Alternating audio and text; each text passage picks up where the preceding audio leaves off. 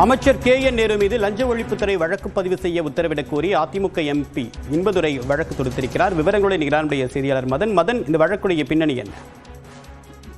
திமுக அமைச்சர் KN நேரு சுமார் 1020 கோடி ரூபாய் வரைக்கும் ஊழல் செய்ததாக ஒரு குற்றம் சாட்டி வழக்கு பதிவு செய்ய கோரி அமலாக்கத்துறை ஏற்கனவே தமிழக DGPக்கு ஒரு கடிதம் அனுப்பியது.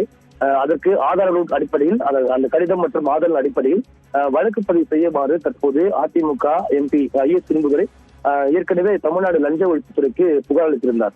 இந்த புகாரை அடிப்படையாக வைத்து உடனடியாக அமைச்சர் KN நேரு மீது வழக்கு பதிவு செய்ய வேண்டும் என்று லஞ்ச ஒழிப்புத்துறைக்கு உத்தரவு கோரி தற்போது இன்பதுரை சென்னை உயர்நீதிமன்றத்தில் இந்த ஒரு மனுவை தாக்கல் செய்துள்ளார்.